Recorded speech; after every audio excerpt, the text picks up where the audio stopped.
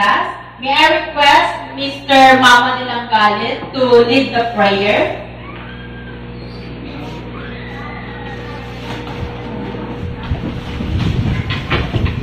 Amin. Bismillahirrahmanirrahim. Alhamdulillahirabbil alamin. Ar-Rahmanir-Rahim. Maliki yaumiddin. Iyyaka na'budu wa iyyaka nasta'in. Ihdinas siratal mustaqim. Siratal ladzina an'amta 'alaihim ghairil maghdubi 'alaihim waladdallin. Alhamdulillah. Okay, good afternoon, class.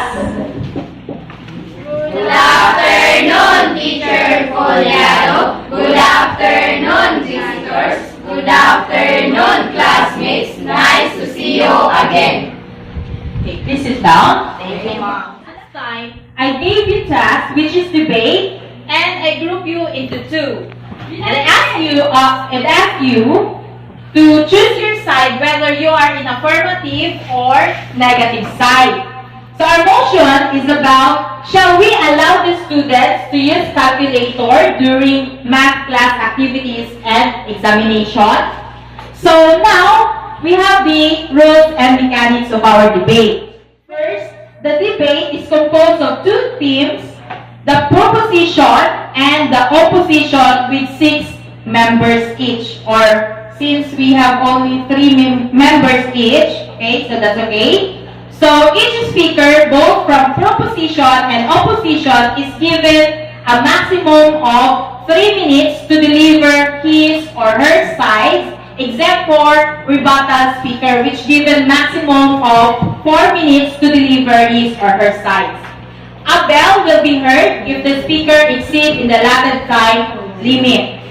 So after the speaker of each side, the calculation will be followed. Cross-examination will be done as follows. First, speaker from proposition versus the first speaker of the opposition. The first speaker from the proposition versus the first speaker of the opposition. Then second speaker from proposition versus the second speaker of the opposition up to the third speaker. Rebuttal speakers will immediately follow after the interpolation of the fifth speaker. So, to determine the winning team, here is the criteria of judging. So, relevance, 20%. Promptness, 10%. Engaging of all members in the debate, 10%. Evidence, 30%. And delivery, 30%. A total of 100%. So before we will start with our debate, may I introduce to you our adjudicators. So our first adjudicator is a graduate of Masters of Science in Teaching Mathematics and a teacher in charge of Nangaan High School, Mr. Wency G. Pacheca.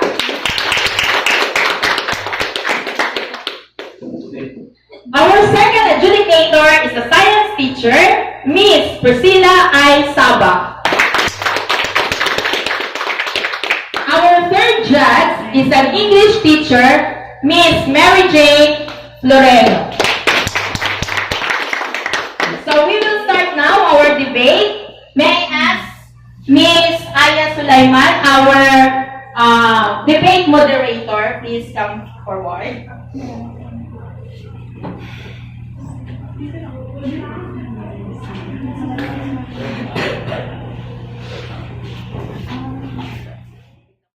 Our respected adjudicators, to all my classmates, and to our subject teacher, good afternoon.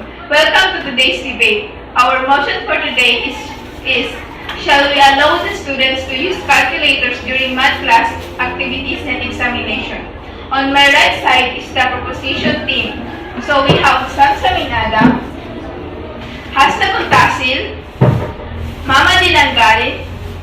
On my left side is the opposition team. So we have Alisa Joyadam, Anna Logan, Siti Panayaman. Our maximum time is 3 minutes each speaker, except for the rebuttal speaker which will be given 4 minutes to deliver his or her side. Our timekeeper is Noraisa Malim, will notify you if your time is up. At this point, I will give the floor to the first speaker of the proposition team, Mr. Samsamin Adam.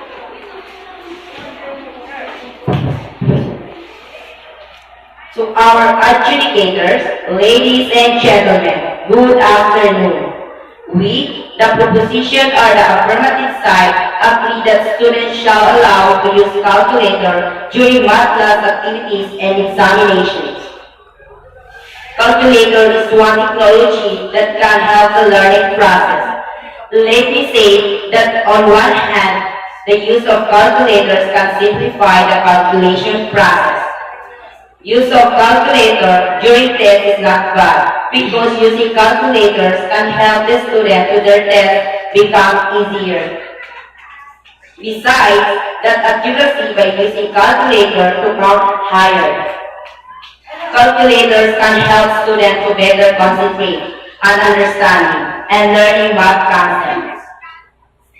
Can save time in order, not to waste energy and mind, and not spend paper to calculate. The researcher on the effect of calculators used on mathematics published by St. Patrick's College. The performance of calculator in appropriate tests and on the calculator optional test for the new calculator condition declined slightly between 2001 and 2004. They also added as in without access on the calculator optional test was significant and in favor of students with access to calculators. In addition, the advantage of the students with access was substantially greater. I can conclude the calculator access enables students to perform at level higher than they would otherwise attain on tasks assessed by the test. And so with that, we rest the case. The first speaker of the negative side, we have Ms. Alisa Joyada.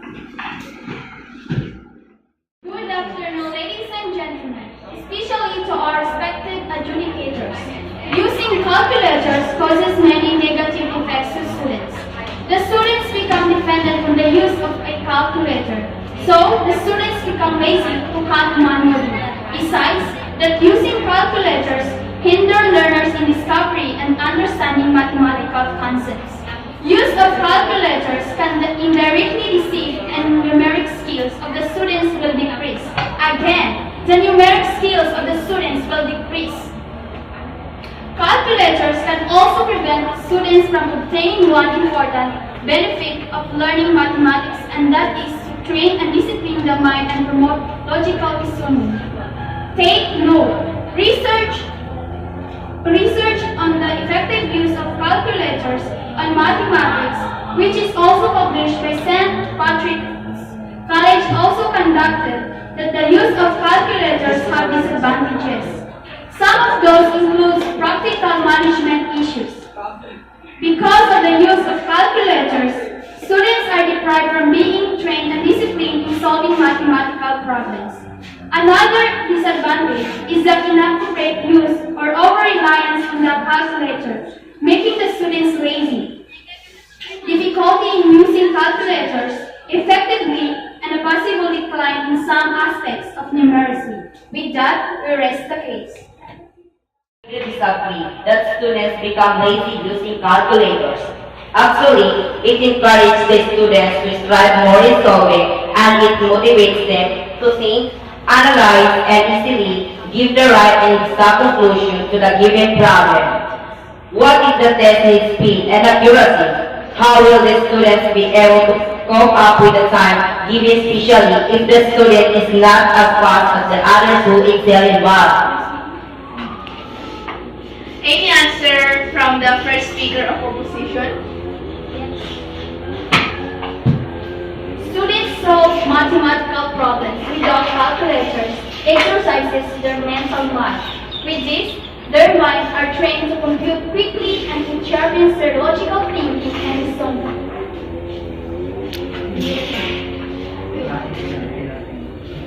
Do you have further questions, Mr. First Speaker in opposition side? Nothing. So we will proceed to the second speaker of proposition team.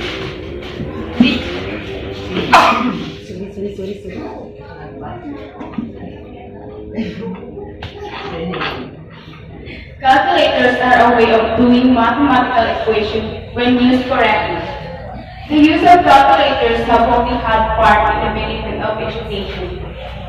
According to the researcher Ray Henry, the integration of calculators into regular instruction in mathematics not only increased the achievement level of all students in the course, but it also improves student overall attitude towards mathematics, resulting in better tests, result in a better ability to problem solve using mathematical concepts.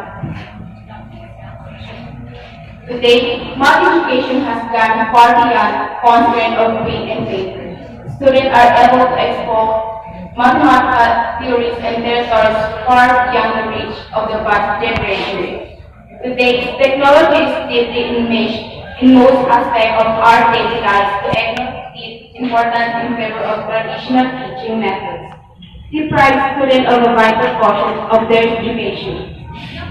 As millennials, we are exposed to the technologies nowadays and much better for us not to stick on the traditional way of solving problems. So we will proceed to the second speaker for opposition side. Millennials, but it doesn't mean that we have to disregard the mental math. What if you will go to the market and buy goods? Are you going to use calculators just to compute the total cost that you buy? Have you forgotten the topic? We are just referring to the classroom scenario.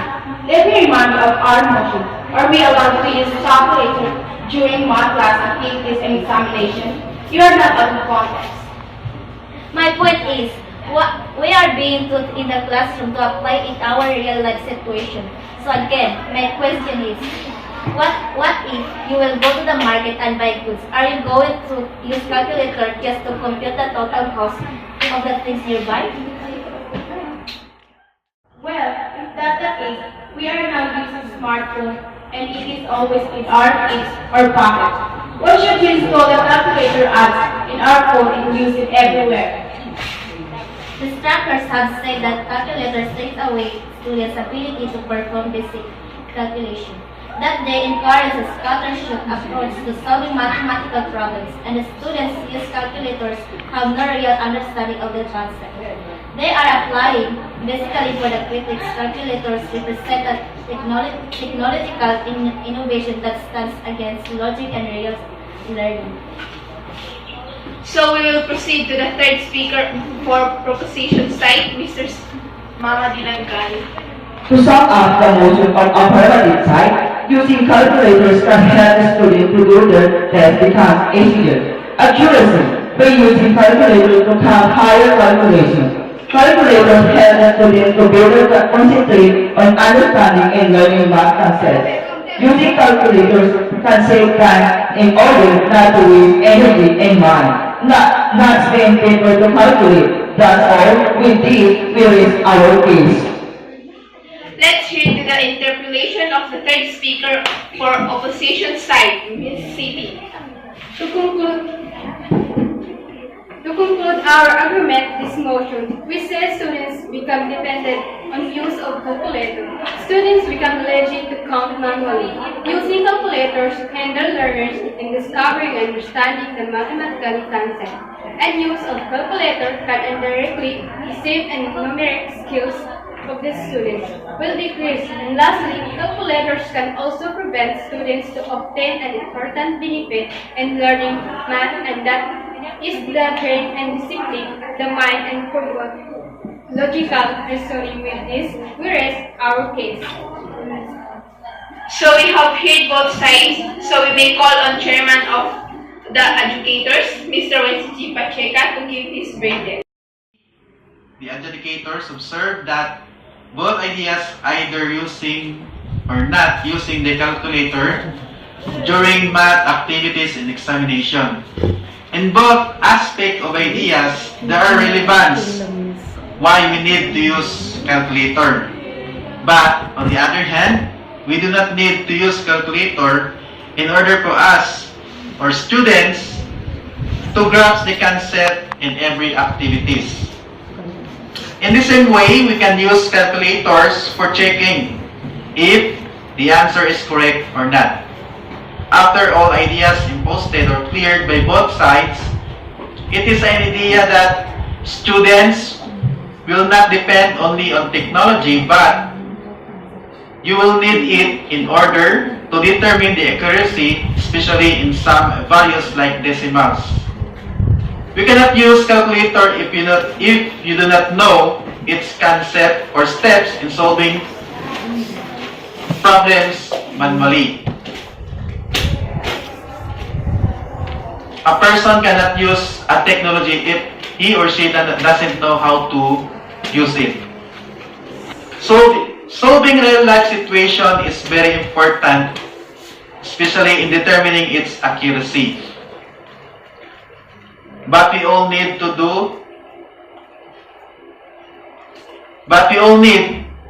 is the skills in solving it.